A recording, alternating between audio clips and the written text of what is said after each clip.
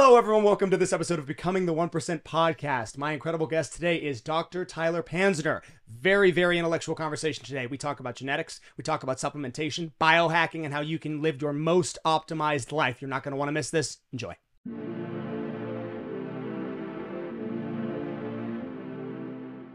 With that, let's kick it off, man. Awesome. How you doing? Feeling great. Yeah. Happy to be here. Welcome to Arizona. Thank you. Really appreciate you making the trip, man. Really appreciate you having me cool. out here. This is incredible studio. Thank you. I really appreciate it. It's been a long time coming, but we like having this. And, we briefly, before we went live, we talked about the benefits of having a podcast. And I really, again, would encourage you to consider starting something. It will just give you an unbelievable new bandwidth that you didn't really know you had. Not even from so much the people that will see it, more so from the other professionals in your sphere that now will have an even bigger reason to come and talk to you. That's what we found. See, because as we were starting this, I didn't really see this as a pivotal thing for me to have. Like, I liked podcasts. I mean, we grew up watching Joe Rogan and all that kind of stuff, but having this has allowed a big outreach to happen, so where people have another reason other than just coming to gym to actually talk. So in your field, I feel like people need to talk more. This is sort of a new, and I want to get into that. I always like to start the episode by handing it off to the guest. I want to hear what you're doing. I mean, I have a brief synopsis from social media, but please download on me what it is you're doing. Yeah, absolutely. So I've always loved cells my entire life. I wanted to be like Steve Irwin. I loved animals, science, and you got the hair for it. Yeah. And when I decided to go to undergrad at University of South Florida down in Tampa, I was trying to figure out what major I want to do. Do you want to do pre-med? I always knew I liked cells, biology, but I didn't really see myself being a regular physician, medical doctor. I didn't like the idea of people bitching at me to give me their drugs or yelling at me for whatever, dealing with the whole people aspect of it.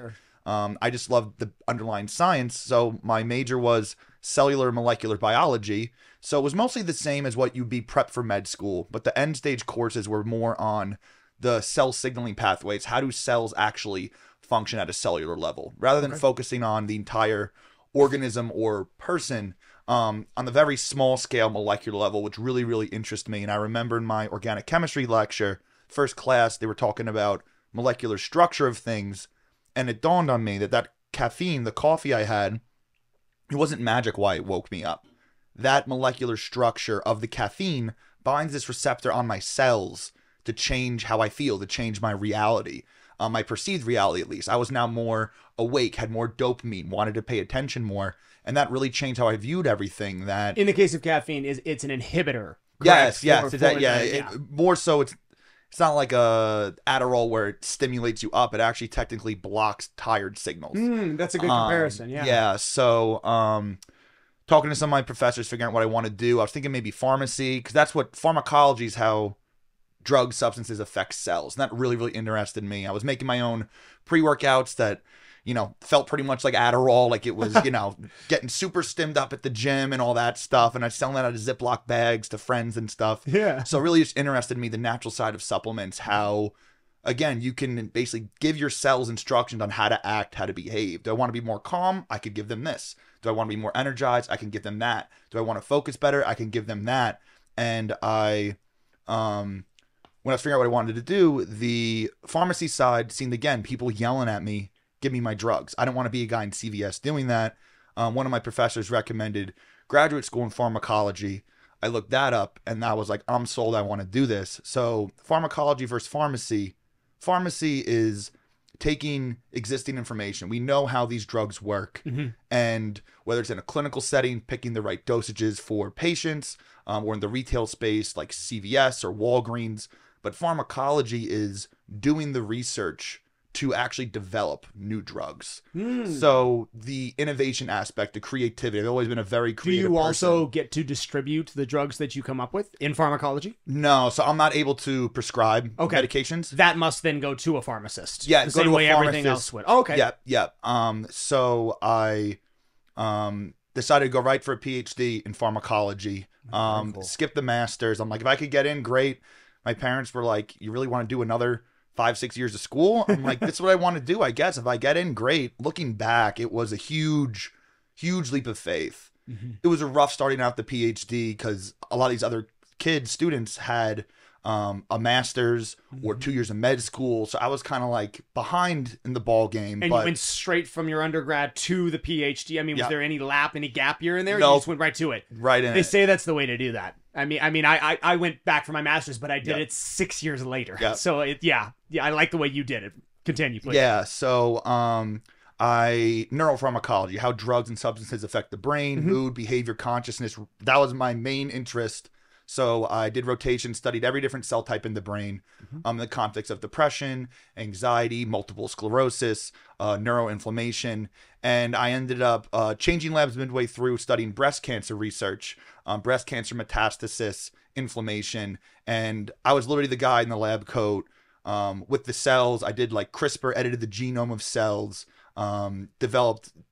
tested mice for different types of cancers, knocked out certain genes. I was literally the guy doing the pipette, doing the surgical stuff and everything. That's great. Yeah, so it was great, but it really, my interest in genetics really became a thing once 23andMe started becoming more popular. Oh, I see. Was that during your time in your PhD? Yeah, that was probably around the 3rd or 4th year, about midway, 2/3 of the way through my PhD. Okay. And I got it done, looked at the reports, and the reports were saying, do you think cilantro tastes like soap? Like, a lot of these reports were like, it's cool, I guess, but I'm like, I want to know stuff that immediately impacts my health. I've always struggled with anxiety throughout my life. Not so much like really bad clinical grade, like, you know, like I needed medication, but especially during the PhD, imposter syndrome and stuff, like I would wake up just, there's so much to do, like I can't catch my breath, just like anxious all the time. Dude, I got shingles the last year of my master's. Is this like, and especially when you're trying to, at this time, were you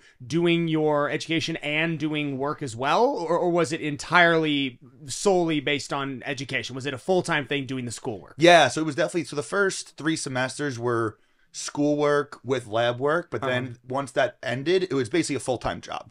So it was just lab work all the time. But I put 2 and 2 together, looking at the 23andMe data, looking at the raw data, and it wasn't necessarily in the reports. I have a mutation that I break down adrenaline and dopamine 4 times slower than a normal person. So what does that mean? That means under normal conditions, I have higher levels of dopamine and adrenaline, more excitable, more extroverted, more type A personality, more alert. Usually, you retain it. I retain it. So once my brain releases it, it gets broken down slower. Got it. So that means I always have higher levels. But the downside is that when I get stressed, my body dumps a bunch of adrenaline. I also can't clear that.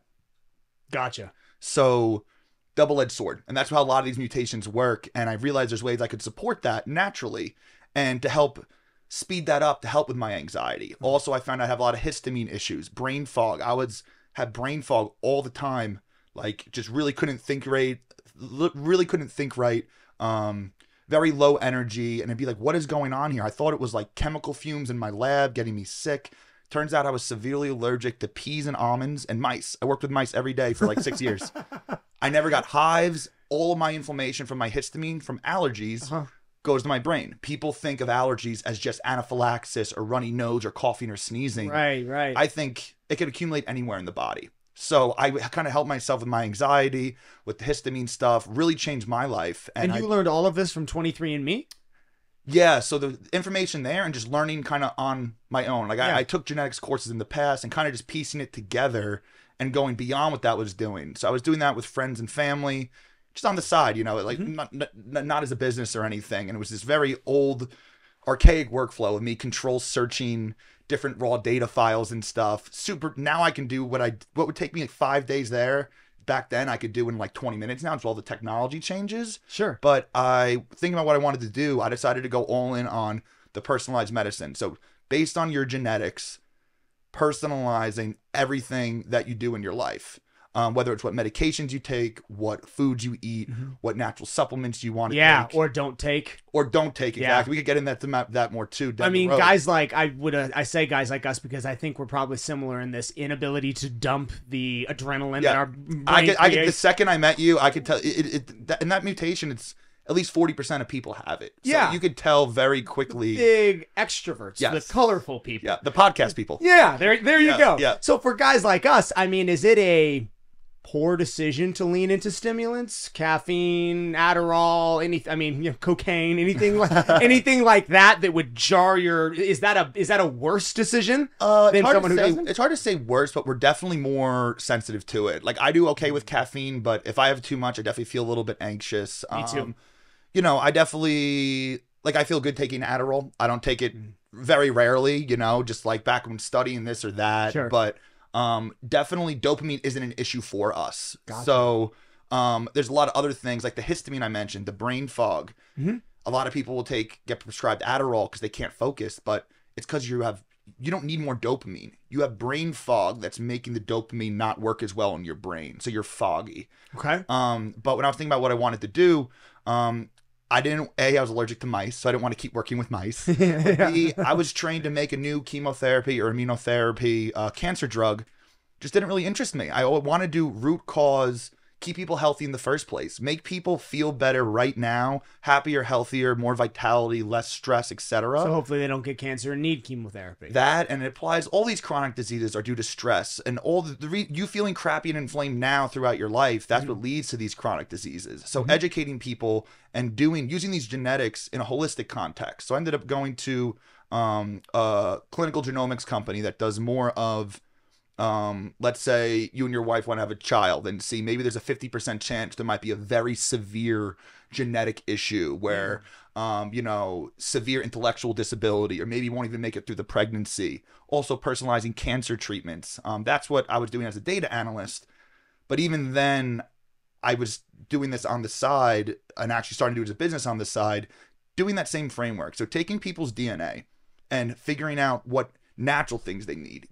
People live their entire lives lacking certain nutrients. You could eat a perfect diet. I will never make enough vitamin D from sunlight alone, no matter what. I was at the beach all the time. Genetic mutation. The enzyme that starts making vitamin D in the skin is mutated.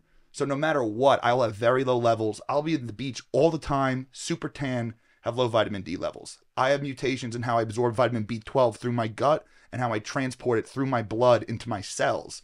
It's inside of your cells that really matters. It actually makes energy, makes you feel good. Yeah. So you can eat a perfectly clean, healthy diet by normal standards, yet still be very deficient in key nutrients. So giving people, I think it just makes sense. Give your cells exactly what they've been genetically lacking for your whole life, because these mutations are here all the time. Sure. Give them just those ingredients first. Give your cells exactly what, let's say you need more vitamin D or more magnesium. You can see this reliably with genetic mutation data. Yeah. Give your cells exactly that. If certain pathways are overactive, inflammatory pathways, maybe that's why you might have some arthritis, find herbs or natural things that specifically inhibit that pathway. People view things as, I'm anxious, what drug or supplement fixes my anxiety? I was going to say, I'm not hearing you mention drugs anywhere here in the solution for these problems. Yes. Well, to me, I view all of these things as drugs. Whether it's a natural curcumin, anything that alters our cell biology, to me, is considered a drug. Fair enough. Like people do the natural versus synthetic argument. All that matters is how it interacts with your cells, if you ask me. Yeah. And people think of anxiety as, I'm anxious, give me a drug or supplement that stops the anxiety. Give me Xanax. Yeah. Yeah. There's not one anxiety pathway. Sure. There could be plenty of different things. Can you explain what anxiety is? I mean, from a genetics perspective, what is anxiety? So it's hard to, I think that there's two different types of anxiety. I'll call it hypocatecholaminergic. So that's a mouthful. There's a big one. That means catecholamines are dopamine and adrenaline. Okay. I think anxiety could be sometimes when you have too little of those, which usually I think is more of you're anxious because you don't execute on anything. You don't have the confidence to start anything. Gotcha. So too low of dopamine.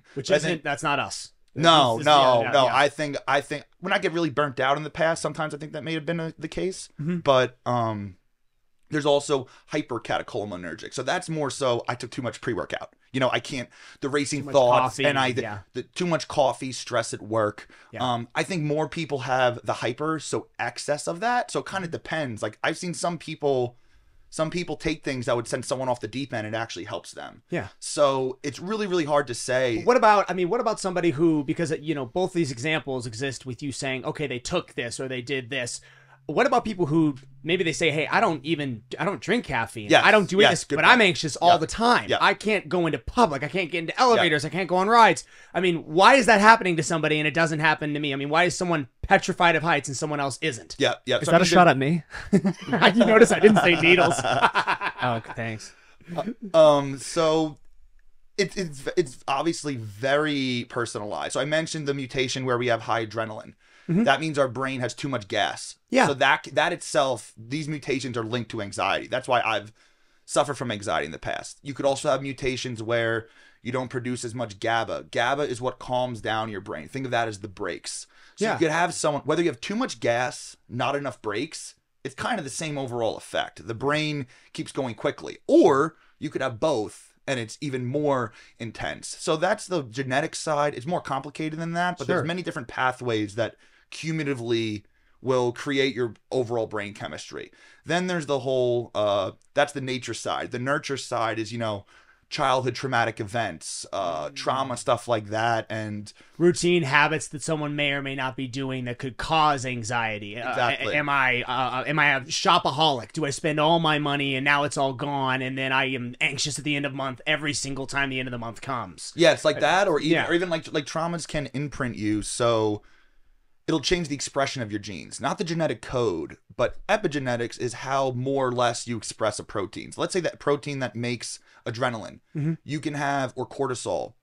Childhood traumatic events can make it so you produce excess cortisol pretty much throughout your life. Specifically childhood traumatic events, or can it be adult? It can be traumatic adult as well, adults. but when you're a child, that's much more imprinting like on your psyche. Like the first 7 to 10 years, you're very, very impressionable. Can absolutely happen in adulthood as well. Yeah. But most people have these childhood traumatic events. They suppress the memories. They're not really aware of these things, and then they carry on throughout their life being very hypervigilant or very codependent on people. Yeah. So it's always a mixture of both. I never want to be misconstrued as the guy saying, take my magic pills, it'll fix everything, because that's just one part of the whole thing. There's because your whole thing is personalized medicine. There is no one size fits all, and which it makes so much sense if you really just think about it. I mean, no one person or no two people are the same at all in anything. And so why in the world would we think that, okay, his anxiety, her anxiety, and that anxiety all could be fixed by taking a Xanax? Yeah, and see, Xanax acts on one of the major anti-anxiety pathways, but I think the vast majority of people don't need that. There's certain supplements that can be mimicking similar pathways. Now, obviously, it's not going to work as well as a Xanax. These synthetic pharmaceutical drugs, they work extremely potently, but then you get addicted. You take it for a week or even for a couple of months, you try to stop. Like I've worked with people getting them off of whether it's benzos like Xanax or Adderall, antidepressant medications. Zoloft, does that fit into the same? Yeah, that's a antidepressant one as well. They also use that for anxiety as well. And what would you, because I have a specific friend who actually has been really trying to come off of Zoloft, and she's been on and off it for years. I mean, I think and like they were designed to be used for a couple of months. Like they were meant to be used. Let's just say you had something very traumatic, like close family member died, and you're just shell shocked. Right. It was meant to stabilize you. And then you start therapy, and then that's just a temporary tool. It's meant to stabilize. These were not meant to be consumed for years or decades on end. But they are. They are. I mean, we all know people who've been on those drugs. Our dad was addicted to painkillers for years. And this type of thing, I mean, the zombie drug, the antidepressant that you just stay on at 2 a day, every day for 30 years. It just feels like, I mean, in her case at least, very, very, very difficult to stop. I mean, she experienced panic attacks the first week that she kind of stopped entirely. What would you tell someone like that to do? I mean, what is a stepping stone to stop doing that? Yeah, so, well, first I just wanted to mention too, a perfect example is you say, hey, doc, I'm depressed. They give you a Zoloft, which raises serotonin. They don't even check. What if it's a mutation in dopamine pathways? They have low dopamine. You're going to be jacking up their serotonin that's already normal. And you're going to be doubling up, so all zombie side effects zoned out, and you're not going to be fixing the dopamine issues at all. Right. So why flip side with Adderall? Hey, I can't focus. Well, take an Adderall. How do they know it's a dopamine issue? I've worked with so many people that have that mutation. I think you might have with where dopamine's not an issue. They're on Adderall for years, and that's not an issue for them, and that's causing so much more side effects. Like their fingers and hands get so cold because they have so much dopamine and adrenaline constricting their blood vessels. Or as kids too. I mean, whenever that parents, drives me nuts isn't with that the children. worst? Well, they tried to get that. They tried to make my mom put me on it. Yeah. They told me, Yeah. he needs Ritalin. Yeah. This kid Yeah. is not living here Yeah. with the rest of us. You Yeah. got to get him on something. And Yeah. she was like, hell no. I'm Yeah. not giving him a single thing. He'll figure it out. Like, yeah, he's weird, but give him time. We'll get him. He'll get there. But I mean, that seems just crazy to me because, like you say, kids are so malleable. I mean, your brain, you're weird. You're weird Yeah. when you're 12 years old. Yeah. Everything's weird. Yeah. And give it time. We've been figuring this out forever. Why would you think that giving a kid a drug, I mean, I don't think kids should be given drugs in almost any situation Yeah. for something like Yeah. this. Yeah. But, I mean, has that come up in conversation with maybe people you've dealt with, or they want to know what's wrong with their kid, or should Yeah. they put their kid on Adderall? Adderall's a big one for kids. Oh, it's huge. It's huge, and it's horrible because it's training their brain. And then a problem that a lot of people don't talk about, the dilemma it puts parents in, because their child that was getting B's or C's, they start Adderall from their doctor. They're getting straight A's. Even though the parents know it's not good for them, they want their kid to get A's. They want their kid to go to these universities. So think about the dilemma it puts a lot of parents in. They know deep down, most of them do, they're probably lying to themselves that it's not messing them up. Oh, they'll get off it once they're in college. Do you realize what will happen when you try to get them off of Adderall? They've been on it their entire life, all throughout grade school. Throughout maturity. They won't be able to read like a BuzzFeed article without Adderall after years of taking it, let alone like they're not going to have the attention span because their brain is used to that. So What's that like drives anything me else? nuts. You can try, if you create a baseline using a substance, Yeah. all of us, it's like if you're on TRT. If you're Yeah. on TRT and then all of a sudden you just decide to stop Yeah. all of it altogether, dude, you're going to feel that for the next 2 to 3 weeks. It'd be even worse if you've Yeah. been on it for 30 years. Yeah. That's terrible. No, and that's the thing with kids. It's just, it seems like it hits a lot harder whenever it's a kid who isn't exactly in charge of his own decision making. The parents are in charge of it. And there's a lot of pressure to get your kids into school and to do all that. But I mean, you and I are also at an age, even right now, we're not older dudes. We're young guys. But college was a blip. Yep. You're like, okay, yeah, great. I got good enough grades to go to a nice school. I got my degree. I got out. But now what? Now what am I supposed to do for the rest of my life if I've been on Adderall for the last 15 years and that's how I made it? You're going to become a professional, and that's really when it ultimately counts. It's like, all right, why don't you take all that knowledge from school and all those good grades, and now let's see if you can actually go out and make something. Let's see if you can change somebody's life, or you can maybe make a living doing this. If I have to stay on that drug what happens? I mean, what are the downsides of staying on antidepressants for 40 years? What happens? I mean, it's been proven to cause a wide array of nutrient depletions. So magnesium, B vitamins, including folate, vitamin D. Basically, it depletes so many nutrients that those deficiencies are linked to depression. Aren't you not even, your appetite is entirely decreased. Oh, When yeah, you're on Adderall specifically, I've heard. I mean, Adderall absolutely too, and it's literally flooding your body. It's artificial stress in your body. People say that caffeine elevates cortisol, which isn't great for you. I like caffeine. I'm a caffeine guy, but that's nothing compared to Adderall. Yeah. And you mentioned these. So Adderall lowers something in your brain called BDNF, brain-derived neurotrophic factor. That's what actually lets your brain grow new brain cells and adapt to changes. And I'm sorry, I got a little. Yeah. What diminishes that? Caffeine or Adderall? Adderall. Adderall Adderall diminishes. does. Okay. Adderall So does. you literally can't learn, or you can. You're trading off short-term focus for lack of proper brain development. And wow, it's I've really, never heard that. Yeah, no. It's while you're able to pass the quiz, you probably aren't retaining the knowledge in another year. If I asked you about that quiz, you wouldn't be able to remember. And that's what's very very scary, because I know people from undergrad that I know people from undergrad that took that, and they, trying to think how to word this, not everyone has the intellectual capacity to be a doctor. Just flat out, everybody's different. Yeah. And I've met I've met people that know people that I don't think they were able to just study nonstop for 3 days straight to memorize and then dump it on the test. Yeah, they were able to cram. And then they could do that, but now they're practicing physicians, and like they just know how to get it, regurgitate it, dump it, not actually apply those types of concepts. But at the same point, it's so dangerous. When you're a regular physician, a lot of times it's just X symptom for Y test to prescribe Z drug. Yeah. So there's not much critical thinking involved there. There really isn't. And, you know, that's not a knock to the actual physicians. It's the training system that's completely screwed. Same with the PhD training system. Like, all this stuff, people ask me all the time, what resources did you use? What books did you read? How did you learn? I'm like, honestly, 99% of this is just me on my own, just reading papers, connecting dots. The foundation of the concepts, how cells work and stuff, that I learned in my coursework in the PhD. But all the context, the cool stuff I talk about, none of that's taught anywhere.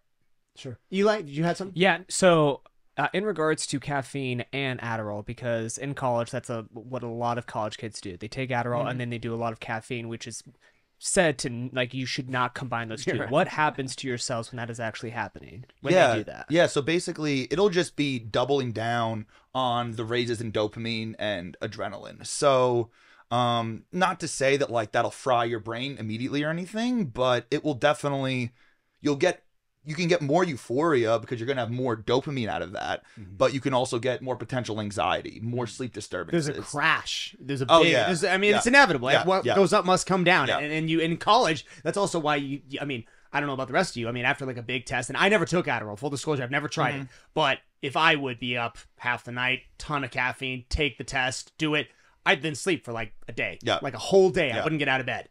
And that's kind of what you expect when you go to college. And okay, all right, that's the experience we kind of anticipate. But being on a drug that mandates that I stay on it in order to read BuzzFeed after I graduate for the next 20, you're going into an industry where, all right, now you got to do your residency. Now you got to start. How long are you going to stay on this? Let's say you do it all throughout that, and then you actually get in front of a person, and that person has a real medical problem. Paul Saladino talks about this. Have you ever read his stuff or listened to his the Carnivore MD? Yeah. So I have mixed feeling about him for sure. Do you? Okay, we're going to talk about this. Yeah, absolutely. I want to hear, because the only point I was pointing to was that he has a lot of big beef with the way he was raised in med school, and he went to med school. He went to Arizona. Those parts of his narrative, I totally agree with. He hits the mark right on the head with that. Absolutely. The Carnivore MD, what is something you disagree with that he says? Yeah, so it's pretty much like all these tribalistic, extremist diet type people or in the health and wellness space, whether it's keto, carnivore, high carb, whatever. Sure. Saying, all these anti-nutrients from plants, oxalates, how they're so bad for your gut. And Plant defense chemicals. Which is true. Like, that is true. But guess what? There are genetic mutations that affect how good or poorly you metabolize these or excrete them and break them down. So saying it's fear-mongering, saying for everyone should avoid. Is it true oxalates can cause leaky gut? Yes. Right. But there are genetic mutations. That's one of the things I look at when I work with clients. We can see you have genetic mutations. Do you have kidney stones that run in your family? Oh, yes, I do. And I'm like, well, what do you know? Kidney stones are formed from oxalates. That's what Paul Saladino mentions all the time. Sure. And that is true. But if you don't have those mutations, I don't think that's a problem. And plants also have so many good phytonutrients that have been shown to help promote longevity and promote health. Sure. And so, again, it all depends on the person. But would you not say, in playing the devil's advocate here for Paul, I have no true affiliation with him, but his big thing has never been to cut out all plants. It's been to cut out roots, stems, and seeds. He's then replaced those with the fruit intake. And he has essentially said, okay, you don't have a necessity for carbohydrates, you have a necessity for glycogen, which you can get from these fruits that the plant blooms, wants you to take, and don't contain these plant defense chemicals that he's always harping on. Yes. Is fruit a perfectly acceptable substitute for the root stems and vegetables that people have been accustomed to eating? I think there's different beneficial nutrients that you can't get from fruit that you can get from some of these other vegetables. Okay. A lot of studies showing consumption of cruciferous vegetables and greens have been shown to promote longevity and improve health markers, but it all depends on the person. If I see someone that has genetic mutations and how they break down oxalates, what do you know? There's also a history of kidney stones in their family, which, as I mentioned, that is late stage oxalate toxicity. Before those oxalate crystals become like gallstones or kidney stones, they will disturb the immune cells and can cause inflammation. So that is definitely true. My whole point is, though, telling people to avoid all these things. Some people do better having these greens, and telling everyone don't do this, while also saying, take my liver supplements every day. We didn't, if you're doing an ancestral based living, we did not evolve to have liver. We would go long periods without liver, eating these plants and stuff. We would kill an animal. We would stock up on this liver that is very rich in vitamin A, a fat soluble substance, very rich in copper. Carnate. I've worked with people that have copper toxicity. They've had their children born with jaundice from excessive copper in their liver because the mom was having liver supplements every day throughout her pregnancy. Oh, so by taking too much liver supplements. I've So never it's like, taken any of their liver supplements. I mean, you would probably be very sensitive because copper affects the production of adrenaline. So like it gives me energy, but it'll be too much energy. You'd probably be the same way based on that mutation. Because Sure, yeah. anything that boosts our adrenaline, we'll feel that more because we break it down slower. So it just seems kind of hypocritical to say, go off the ancestral living. We did evolve eating some of these plants. Yes, liver was preferred. We didn't have them every single day. So I see a lot of people, whether it's vitamin A toxicity or copper toxicity. Both of which come specifically from liver. Liver is extremely very high in vitamin A. Zinc competes with balances copper, the ratios that you want. You usually want around, depending who you ask, I think it's around 10 to 1 or 15 to 1 of zinc to copper. So for every 1 milligram of copper, let's just say for argument's sake, you want 10 milligrams of zinc. And if you look at something like oysters, that's basically a 10 to 1 ratio. That's a pretty balanced source of these minerals. Liver, 10 to 1 ratio in favor of zinc? Or yes, in favor of zinc. Yes, yeah. So pretty much what you want. Liver is 1 to 2.5. So there's over double the amount of copper to zinc. Got it. That's like hugely, and that's not inherently bad, but chronically every single day, making that argument, avoid all these plant foods, but take my liver supplement pills every day, just like the ancestors did, even though they didn't, because you kind of see how it's confusing to me. It's got a sales pitch spin on it for sure. And it's different from Liver King because he's a doctor, and I do think he knows these things. But here's the thing: his overall message of organ meats, avoiding sunscreens, natural. So it's like it's salesy. It's salesy stuff. What do you packaged take in. on? I agree with all that. I agree with all that. Sunscreen. Yeah, a lot of the stuff I do agree with. It's just the absolutism of his argument for avoiding plant foods due to plant defense chemicals. That's what bothers me, and I think he knows better. But he has like over 1 million followers now. It's a huge business machine. So and if you really force him to land a couple of. Because I've also heard him address the fact that everyone is different and there may not be one specific way to eat. He does say if you feel good, don't change anything, which is good. But I've seen a lot of people negatively affecting their health by having so much of this liver and avoiding some of these plants that may be beneficial to them. Now, I always say go by how you feel first. But some people... But the problem is, by telling people, and in my experience, go by how you feel, oftentimes means, okay, well then, all right, I'm going to enjoy my Hot Pocket in the morning for breakfast. I'm going to do this. Well, all right, well, that's how you feel. You need to take a step between that and go toward what Paul Saladino is doing. Yeah. To land a few points that he oftentimes harps on, and he had a video like this, which I actually really did like, where he said, if you don't take anything else from me, just take this. Do not cook with seed oils. Yep. It's terrible. And get rid of refined sugars in your diet. I'm on board with that, absolutely. I mean, all the rest may be a little bit noisy, and not everybody should eat liver every single day, and I don't think people should be taking the supplements. But if you make small steps toward what he is doing, I do think he is on a better track than a lot of... And it's not the Liver King. It's a shame that they're both in the same pool. Yeah. It's a travesty, honestly, because Paul does have some good stuff. Yeah, but I agree with that for sure. I know that he's not without... controversy, both with his diet and also how he presents it. He's done a lot of arguments at the Phoenix Children's Hospital, talking about, I know, BioLane. You listen to his stuff? BioLane? What do you think of him? I'm sorry, I'm not trying to deviate, but BioLane was calling him out because he was using the children at Phoenix Hospital saying they need to be eating organs, they need to be doing this, when in fact, okay, they're dying of cancer. They need to eat whatever they can stomach and just eat. Like you can't be using them as a launch pad for your platform. So he's not without controversy. Yeah. But what is your take on BioLane? Because he seems, if I could give my honest opinion of him, he seems kind of like a dick, but he does seem to land a lot of his stuff in research-based stuff. He likes his peer-reviewed articles. Yeah.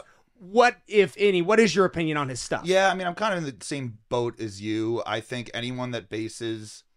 the whole debunk culture, it's good and it's bad, but I think people that he does a lot of debunking. I think a lot of people that have most of their content around that, it's negative. It's negative, and it's his attitude a lot of times is very condescending, and it comes off very, very dickish. And it's like, maybe he's right, but I don't want to listen to him. And it also, it's a lot of times too, I think people use evidence-based too rigidly with things. Like everything that I do, there's no clinical trials or randomized controlled trials for anything I'm doing, because I am years or decades ahead of the scientific literature.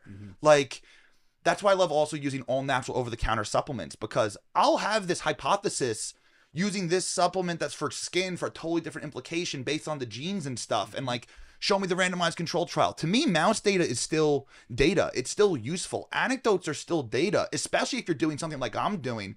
No one else is doing anything like this.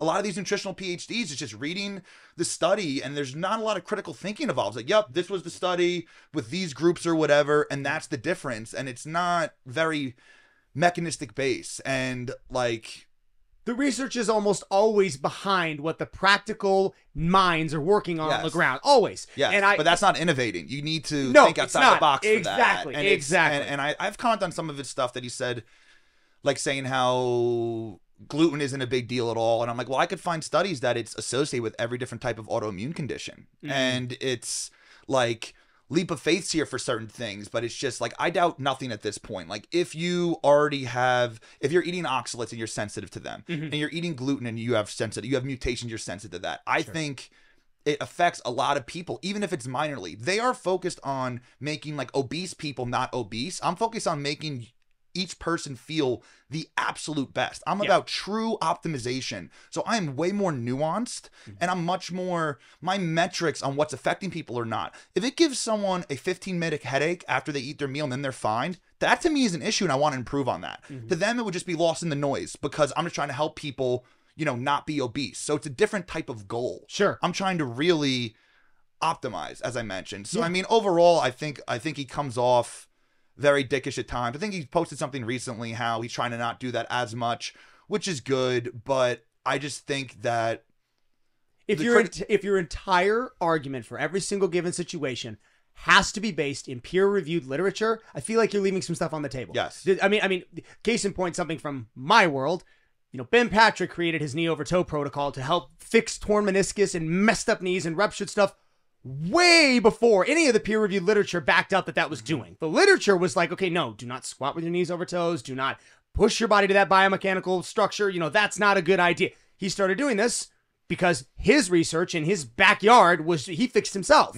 He's like, hey, there's not any peer-reviewed literature to back this up at all, but it worked for me. Let me see if it'll work for him. Oh, it worked for him. I'm going to start doing this. If he took the mindset that BioLane did, which is, well, there's no peer-reviewed nothing on this at all, this is probably wrong. It's easy to shoot people out of the sky that are having all these high-flying ideas. And honestly, I'm waiting as I gain more. I've actually had other scientists, PhD scientists, whether in the oncology space or whatever, that were initially, with my loose Instagram buddies, I follow them, chit-chatting with them, and then as I got bigger, I noticed they unfollowed me. I think because they're labeling me as, some people think, and I think Lane's kind of in that camp too, that a lot of holistic practitioners are bullshit. Like a lot of it's just, you don't have a parasite, this or that, which there definitely is bullshit for sure. I'm not disputing that. Snake oil salesman. Yeah, there absolutely is, but they unfollowed me because they view it as just, a bunch of BS. They can't even conceptualize how deep I'm looking at all. There's data. Are you locked in with any kind of a supplement company that you sell or rep or anything like that?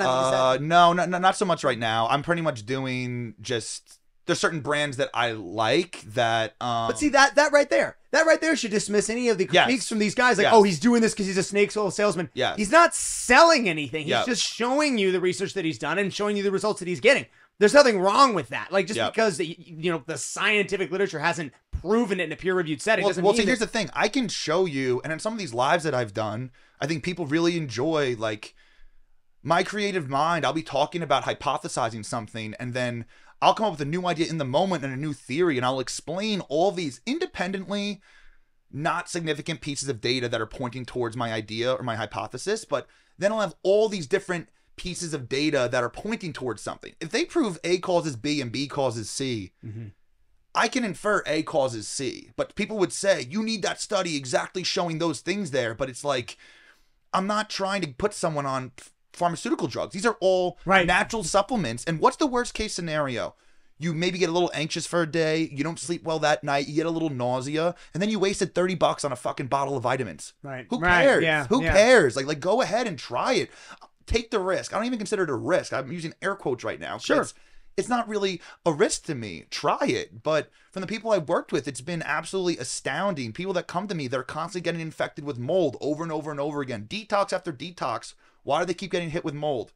They get detox from the mold, and their cells are mutated, so they can't detoxify things as well. Fascinating. Yes. We have our father had a black mold infestation in his house. Actually got misdiagnosed with ALS. He had restless leg syndrome so bad they thought he was shutting down, going to be dead in a year. Yep. And he's been detoxing. We've all been detoxing because we all had exposure to that house. What is your protocol for kind of a black mold detox, system? I mean, what would you do for that? Yeah, so I'm definitely not the let me help you with the acute detox of the mold. Let me think how to word this. So other practitioners, holistic practitioners, are very good at take all these herbs, and this can, with the binders and sauna, whatever. Clay and those and types sauna. of Those things. are the things But yeah. now, what I do is, like I said, people continue to get reinfected. I work with a lot of health coaches that are mold experts that have been on and off with mold for 20 years. Yeah. And because no matter what, we will encounter mold spores again. We will encounter toxins and heavy metals. But I give your cells, the reason why they keep getting sick, they're getting rid of the mold. One little mold spore comes by, their cells can't defend themselves because of these mutations. That's the same thing with heavy metals. There are all these environmental things people don't think are related to genetics. There are mutations that can make you retain excess lead, excess cadmium specifically, be more sensitive to airborne mold or foodborne mold. So it's like, yes, the toxic load matters, but I think people aren't understanding, why do only certain members in a family in the same house get super sick from mold, other ones don't? Some of them got these certain combinations of mutations. Our genes were hardwired. Our genes haven't really changed in hundreds of thousands of years. Our genes did not evolve to be able to handle all these environmental toxins, all the cosmetic makeups we have, all these things that we can't properly detoxify. So certain people, because we only introduced them in the last 200 years, something like that. And that's nothing lead-based evolutionarily. paint. How long? I mean, we only used that for like a span of 100 years, and it was only like 100 years ago. Yeah. Yeah. And then now it's gone because we know how bad it was. But all those people, our dad, said he lived in a lead-based painted house and had a neighborhood that all had it. And then your body's not ready to handle that. No. You weren't born with the I mean, evolutionary well, that, but capability. on top of that, certain people have other mutations. And these mutations are also coincided with anxiety, depression. A lot of health issues are related to these detoxifications of things. You can even link it to autism. I think there's certain genes that can predetermine autism, but it's also initiated by some inflammatory type thing. I've seen a lot of practitioners that can help with, I've actually worked with some clients on the spectrum, and I'm not right now going on the record saying that I can cure or reverse these things, not yet. Sure. But I've seen dramatic improvement. Same thing with some with early stage neurodegeneration. And the reason why I think these diseases start in the first place is because of these mutations. So if we're addressing, and I'm not addressing autism specific genes, I'm doing the same workflow I do for people that aren't on the spectrum. Yeah. But the reason why they were more affected by that mold or heavy metals or whatever is because of these genes. So you give them that, and a lot of things can improve.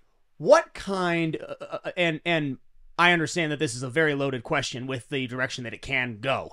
What kind of interventions have we as a society learned how to make on genetics pre-birth? Because I know there's some out there, and I know the potential for this. I mean, like you said, maybe something simple, like maybe parents want a kid who looks like you with blonde hair and blue eyes. Yeah. Or maybe, like you said, they have a real neurological disorder before birth that we see and we can go in and we can genetically test. Because obviously this comes with a moral issue for some people, a very, very large moral issue. You're not God. You should not be able to go in and do this, which, of course, then the scientific community says, well, you can't use that argument because we may not be God, but we can do a whole lot of other things that now we as scientists have learned how to do. Where for you is that line? How does it get blurred? Where do you find yourself in that argument of dealing with these kinds of issues, whether they're serious or non-serious, before a child is born? Yeah, so first off, there's the side of actual genome editing. So like CRISPR, Cas9, that's how you can actually cut out portions of DNA and literally edit the genetic code from birth. They actually did that. They call it designer babies. They did that in China, I believe. A scientist did it. Of course they did. Yeah. Them in Russia, they're kind of trying to do an arms race with designer babies. Yeah, awesome, right? So you have that where I think they did it to twin girls. They edited, like, when the sperm met the egg, they edited the DNA when it was one cell. So all the cells have that. They edited it to be resistant to HIV. A certain gene that can promote HIV infection, I forgot the exact semantics. They edited it or removed it or something like that. Okay. Turns out they got to be a couple of years old. They also are off the charts for IQ scores for their age. So off the charts, smart. So you're telling me, I heard that and I'm like, this guy did it like off the record. He released his lab notebook. He went missing for months. I don't know if they found him, killed him, imprisoned him, or if he's still on the run because he wasn't supposed to be doing that. But no, you're telling me there is no way this geneticist, they did that under the guise of HIV. They knew that genes can do many different things. They knew that gene would also increase intelligence. Oh, yeah. They fed that to the public to say that when really they're trying to make smarter babies. Now that's a very big problem because that gene can get passed on now because it's in every single one of the cells in those two girls. So that can be passed on, which can be very problematic. Then you have genome editing. They do it with things like muscular dystrophy, diseases that are caused from a single gene mutation. Sure. Where you can go into specifically the muscle cells and edit the genome there and fix the muscles so they can work right. I think most people would be okay with doing that. If you can fix muscular dystrophy. A lot of different things. I mean, Yes. if you could fix type 1 diabetes, if Yes. you could fix muscular dystrophy, if you could fix Down syndrome. I mean, most people would be like, yeah, that's great. Yeah. But then, again, there is also the Nazi regime. Yes. And there is the direction that this can go. Okay, well, if we can fix 4 things, I'd like to fix 8 things. In fact, I would like everybody to be white. In fact, I would like this and this and this and this. And down the hole we go until because if there's one thing we've learned as a human species, it's that we don't know when to stop. If we think we can do it, we'll try. And if we can do it once, we'll do it again. So again, there is a unspoken, and the more we do this, a probably quite loudly spoken line. This will be the next frontier, I think, where you will see the same arguments for abortion will be posed on geneticists. You are not allowed to do this. We're doing this only for the good of the people. But they will anyway, and that's the problem too. That they'll do it anyway. It will widen the gap of the haves and the have-nots as well. Yes. Because who is gonna be able to benefit from this? People that are more wealthy that could afford this. So you have that, and then I mentioned if you edit the muscle cells, that doesn't get passed on genetically because it's not in the sperm or egg cells because it wasn't done during fertilization. You could do this with a toddler that has muscular dystrophy that's already born. Interesting. Then you also have, and I actually made a story about this today asking if people what they thought about this. So you can also, let's just say you and your wife, 50% chance there's a like a really significant, horrific genetic disease. Yeah. We're not talking about anxiety, we're talking about, significant. Yeah. Now, they can do in vitro fertilization. They sequence the sperm, they sequence the egg. They pick the combination that won't have the disease. So you're not editing, you're not putting anything new. Yeah. You're picking which egg and sperm. From what's available Available. Now, is that, personally, I wouldn't consider that genetic engineering. Artificial selection, sure. But that, I think, people would have much less. They're doing that currently, actually. You actually can do that. When you go for in vitro. And if you get screened, and if there's, Down syndrome runs in the family or something like that, Huntington's disease, something like that, they could pick which ones they combine together. But then again, it turns into which combination can make the child smarter. Like, I could see, just thinking now, that mutation I mentioned to us that can make people more excitable, higher IQ, but more prone to anxiety. You could technically pick the sperm and egg that makes them more prone to that. But again, you would only be picking the cards that are naturally already available. You're not introducing anything new. Yeah. Yeah. Right now. Yeah. But now, would you consider that genetic engineering if you're picking the sperm and egg? Yeah. No.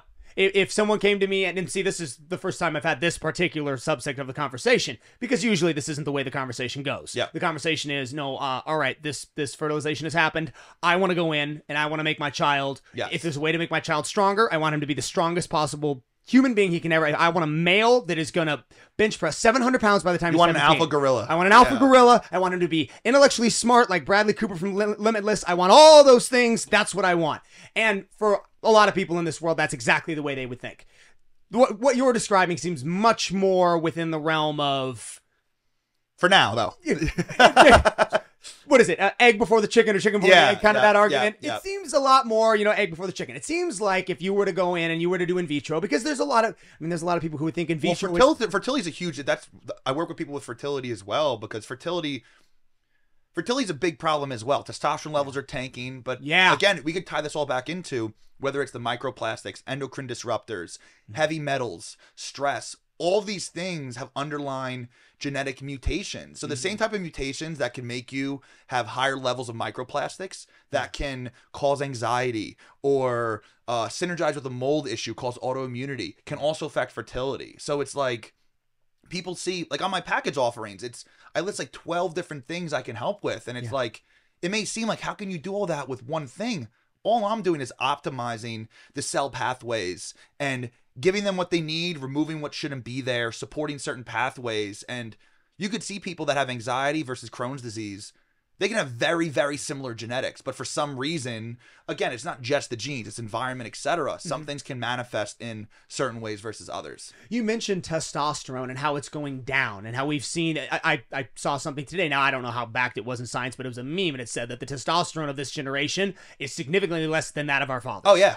What in the world would you say if you had to pick, I don't know, maybe 2 or 3 things that may be causing that? Yeah, I definitely think that microplastics... which is when we drink out of plastic. Yeah, drink out of plastic. Yeah.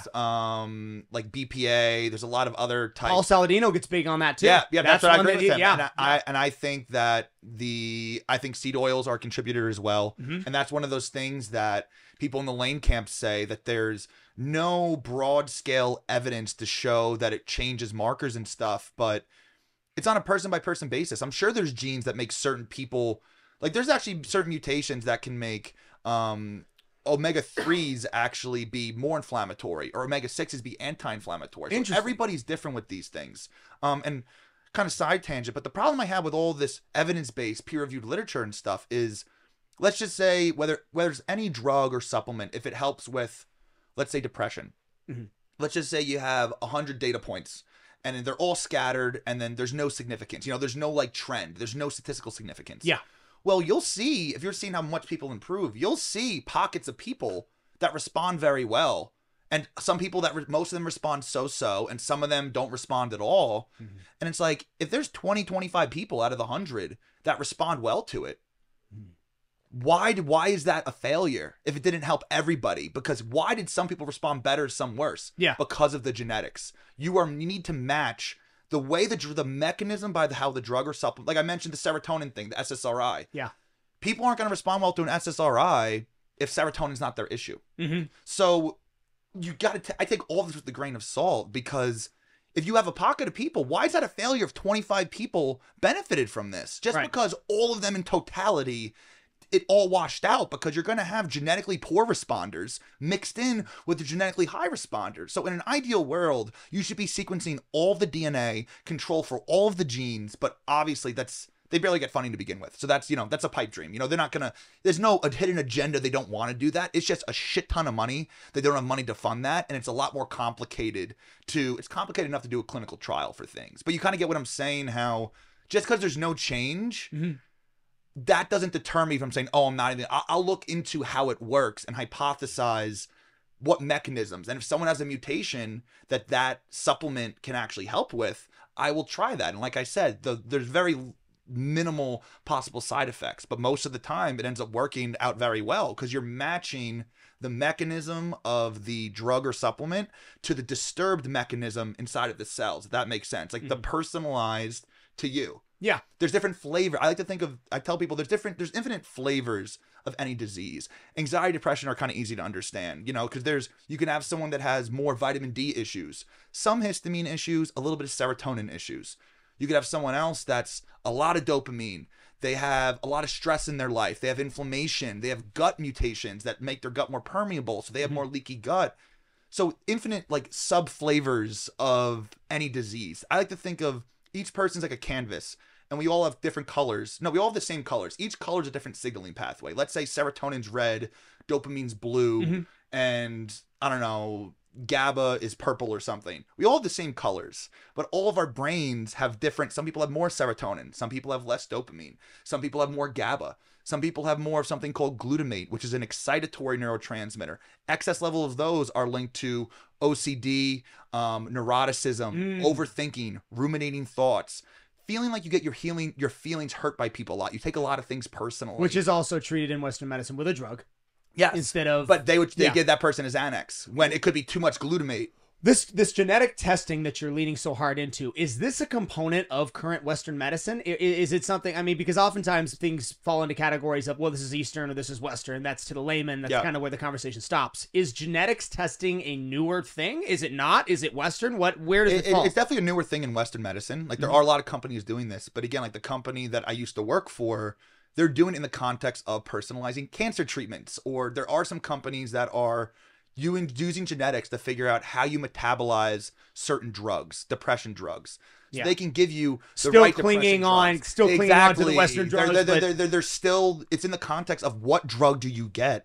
Why don't we figure out what nutrients your cells are lacking and give them that first? Why you're having this problem to begin with. Like, exactly. And that's why I call it holistic. I've termed what I do holistic genetic health optimization. That's the best way I figure out pretty good to word it.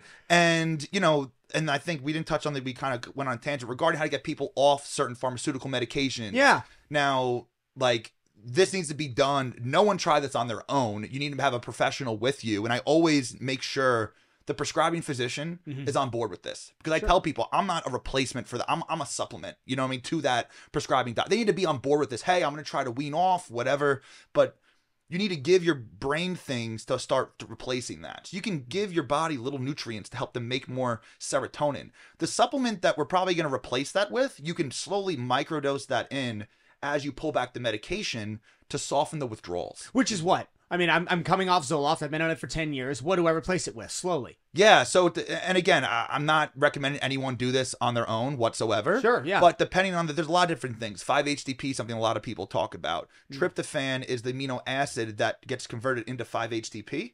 That gets converted into serotonin and melatonin. So there are mutations where you cannot convert tryptophan into 5-HTP nearly as well. Some people's enzymes only work 10% as well as they should. I'm sensing that the very first thing everyone needs to do before they do anything is get a genetics test. I mean, I'm biased, but yeah, absolutely. And the reason it makes sense. You can't do anything without a roadmap. Well, exactly. And also, a lot of people come to me. I've spent, $40,000 this year on all these functional labs and stuff, and they're very useful, but it can be looking for a needle in the haystack.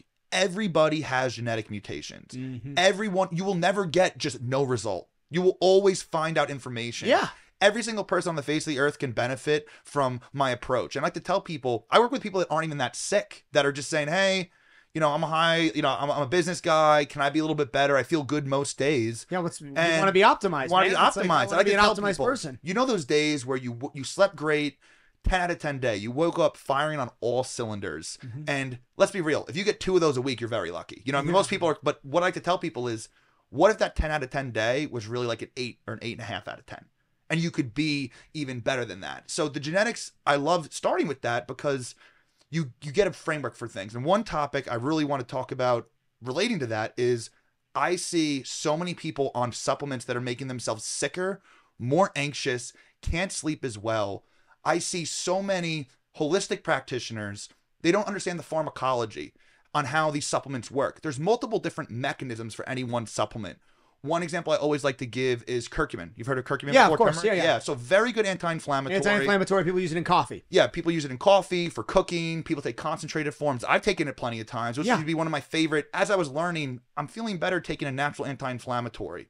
You don't need a PhD to realize then I'm inflamed. The hard part is what's making me inflamed. So that's what led me down this whole route. I still have it. I take it here and there, but yes, it lowers inflammation, helps with gut health, helps with brain health, improving health with depression. What does it also do? It also prevents the breakdown of serotonin, dopamine, and adrenaline. Now, that can help lift your mood, but someone like me, most likely you as well, people can get overstimulated because it's raising their adrenaline also, or it also chelates minerals. It pulls iron out of your body. I've had women come to me with their hair falling out. The practitioners, they're guzzling like liquid iron supplements. Their iron will not go up. And what do you know? This holistic practitioner has them on this super mumbo jumbo, liposomal, ultra mega bougie strength curcumin. And they're drinking this iron every morning and they're just pulling it all out with the curcumin because this practitioner did not understand it also pulls out iron. If someone has high iron, my wife has mutations where she absorbs excess iron. Her iron's always sky high. So curcumin can be good for her. Good for her, yeah. But someone else, or someone that's more prone to anxiety. I remember I tried one of those optimized, like 3,000% higher bioavailable curcumin, a synthetically modified form of curcumin, because it's not very bioavailable. I was tweaking out all day. Very, very short. My wife would try to talk to me, and I'm like, okay, like just kind of very short with people because I'm just so quick. Because you're already kind of a rapid fire individual. Exactly. So there's that, and so many people's supplements they use for gut health. Things like quercetin or rutin, a lot of these polyphenols people talk about also raise adrenaline. I've lived through this. So many people, I would say over 50% of people that I work with that are already on supplements are on something that's making them worse, that's making their anxiety worse. They were put on these, they do help with certain things like gut health. Sure. But the practitioner, and you know, they all mean well. This is nothing malicious. They just don't have an expertise in pharmacology. Yeah. And that's why I consider all these things drugs. They all have side effects. So it's not just, how many times you see curcumin advertised as raises adrenaline, lowers iron. All they say is anti-inflammatory. That's all they advertise it as. And there's multiple other things it does. Right. So there's that. And like I mentioned, the adrenaline, a lot of people have this mutation where we break down adrenaline slow. Yeah. And a lot of supplements, a lot of herbs will also block that enzyme. So if ours is already slow, for someone that has a faster one, they may need that boost. They may feel good, but we're so sensitive. And I remember when I would first start sharing this, people would be like, oh, you know, that's too nuanced. It doesn't matter. Like, this is I haven't heard anyone talking about this. And I see people putting stuff in pre-workout and stuff that could do this. And people don't understand this concept and they are making their anxiety worse. And that's why I really want to start doing practitioner training programs and educating people. That's the way I'm going to help the most people. Yeah. And forget about the conventional medicine. And these also can interact. Think about taking a curcumin or one of these things that affect adrenaline while you're also taking Adderall or also taking SSRI. They will directly interact with that. Yeah. And people are wondering why I've been. And you would never think they would. You'd be like, okay, I'm taking this because it's a supplement I'm feeling, and I have inflammatory, and that's it. It's all by itself. Oh, and I'm taking this to focus on my test. Yep. And you'd have no idea. Yep. They're both heading on the same superhighway. Exactly. And so many people on the wrong supplements and educating. And then there's also stuff that prevents, like CBD affects the metabolism of over 80% of prescription medications. A lot of other herbs do that too. So I've had people come to me on SSRIs. We're trying to get them off of it. They feel very bad. They're taking CBD every day. Yeah. Let's just say, I'm throwing out a number here. Let's just say you take 10 milligrams of Zoloft. I don't even know if that's a proper Zoloft dose, honestly. But sure, yeah. 10 milligrams. You taking CBD with that will make it affect your body as if it's like 15 milligrams. Really? So you can be, on bottles they put... Is there any other negative associated? Because it seems like CBD only ever gets praised for being an anti-inflammatory and being something positive for you. It does not get thrown under the bus the way that a lot of these other things do. It's supposed to be like a natural alternative, sort of like how curcumin was always pitched. Does CBD have anything like other than impacting like a medical drug like Zoloft? Yeah, so not too much really. I'm honestly a huge fan of CBD. Like by itself. Yeah, if you're not interacting with other. Yeah, exactly. Things. Exactly, and I'll work with people that have mutations that. There's several specific mutations that CBD is a direct solution for, very targeted. It binds a certain type of serotonin receptor, the 1A receptor. So people can have mutations in specific serotonin receptors. People only think of how high or low your serotonin levels are. Yes, there are mutations. It can make you produce too little or break it down too fast. That will affect the overall levels. But the individual receptors, there's 7 major ones can be mutated. So if you have a mutation in that 1A receptor, your serotonin levels may be fine. You take an SSRI, yes, you're going to give that one receptor a little more love. You're going to be overstimulating the other receptors that aren't mutated. So you're going to have side effects. CBD specifically binds just that serotonin 1A receptor. Psychedelics specifically bind the serotonin 2A receptor. So I see people that come to me with a lot of mutations. CBD and psychedelics both do this same... So CBD binds the serotonin 1A receptor. Okay. But a similar example is the 2A receptor that can also be mutated. Psychedelics, LSD, psilocybin, mescaline, DMT, they all bind that. So people will respond especially well to that. Now, I don't have any data to prove that yet, but just understanding that this receptor doesn't work as well. These drugs bind specifically that receptor. Sure. We know they help with mood disorders.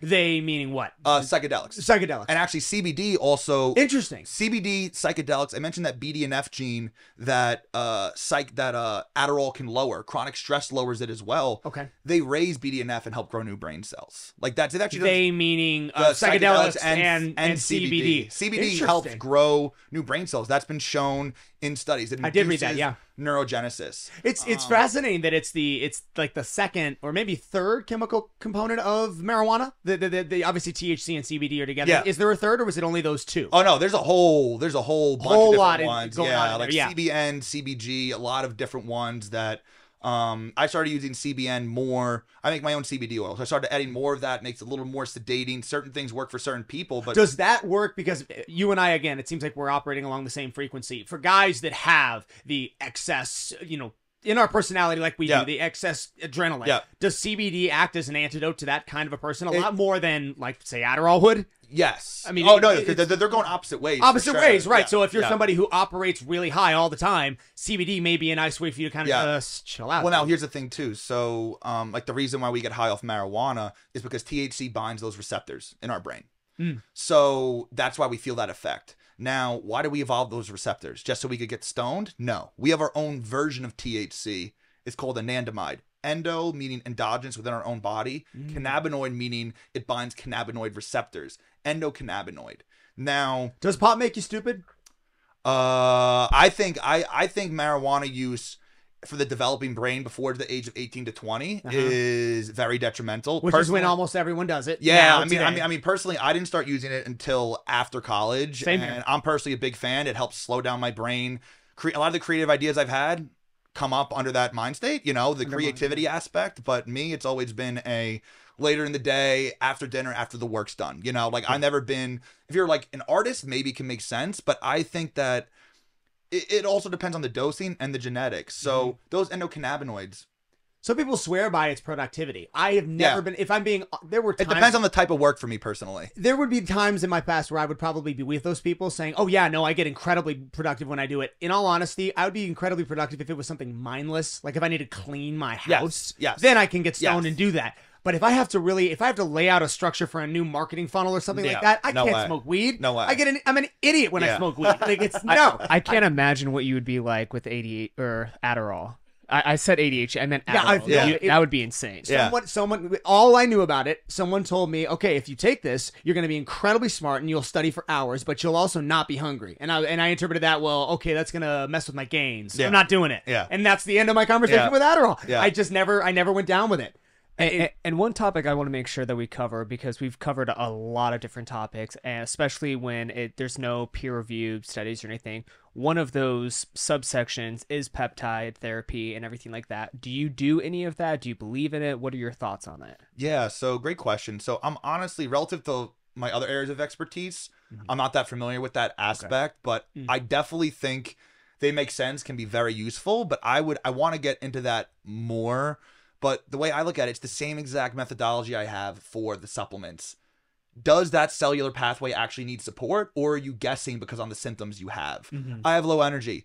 Take this peptide because it helps mitochondrial biogenesis. Well, what if you have other mutations that are affecting how you absorb B vitamins, and it's actually a B vitamin deficiency, or you need a special type of B vitamin. So yeah, that mitochondrial biogenesis peptide will help your energy.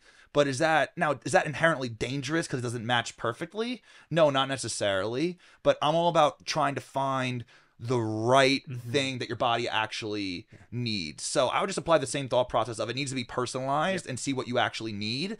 But peptides are really interesting because they can be a lot more precise. You could target specific pathways more precisely than, let's say, certain supplements can, because you could custom create the sequence and mimic almost any biological molecule inside of your body. No, I think melanotan's a peptide. I used melanotan years and years ago that basically just lets your cells hyperproduce melanin in response to sun. I was going to Miami or something. I'm like, oh, let me.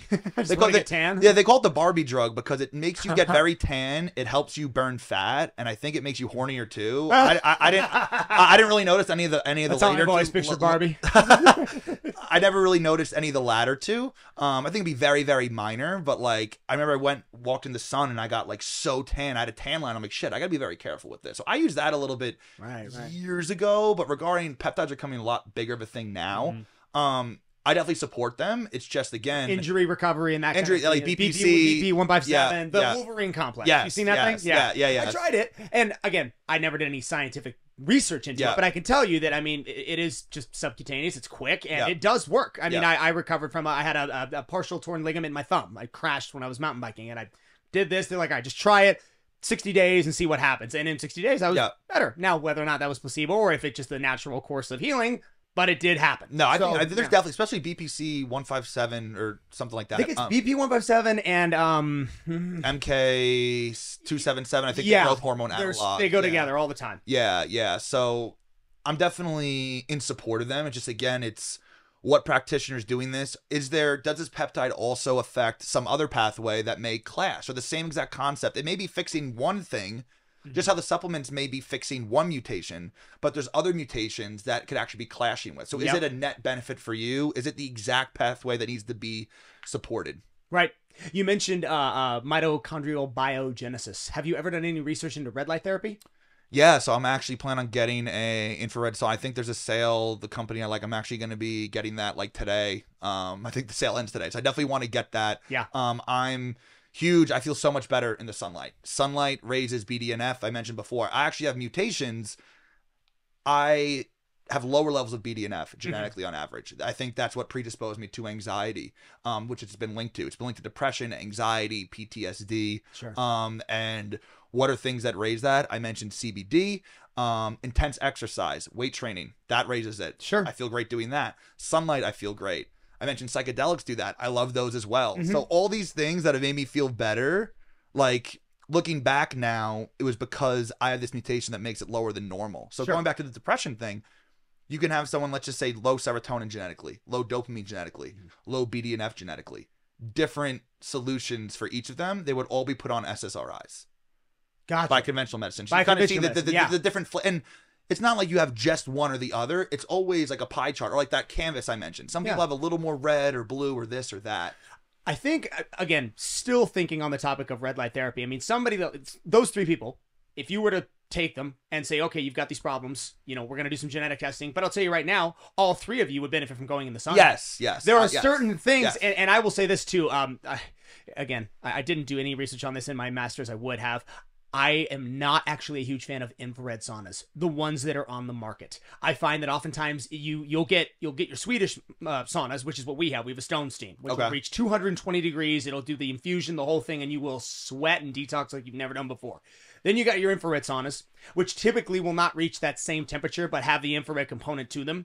So what I did, because I didn't particularly like what I had found on the market when I did my research and made what we have out there, we created our sauna. And then those panels, I actually have one that goes out there, which I go in front of the glass, in front of the light, turn that thing on, because I have began starting and ending my day with that red light. I will go get ready. When I wake up in the morning, I'll go in that room and I will stretch, I'll foam roll, I'll do some yoga, and I will do that with the light. And what that essentially does is simulate the sun rising, which then, of course, raises your dopamine and just kind of wakes you up and gets you ready for the day in a startling method. Like to where I can remember before, like the day before I got those red lights, like in one day when I started doing this, because that was what my research said. It's like, all right, start and end your day with the red light, just 15 minutes in each direction, 15 waking up, 15 going to bed.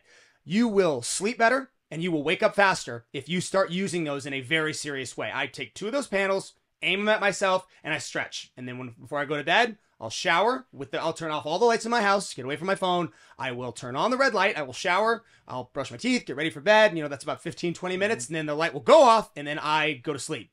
And I can tell you that in a matter of maybe 2 weeks, I have noticed a significant difference in my circadian rhythm and how I sleep. Yeah. And how I wake up. Yeah. Both. Yeah. I noticed similarly when I was been doing in the summer in New York, cold out right now, but doing Since I work from home, after each meal, I do 10-15 minute walk outside. You know, shirt off, get the sun. I noticed that had a profound effect on my circadian rhythm as well. Grounding. You ever do any grounding with bare feet? Get on the...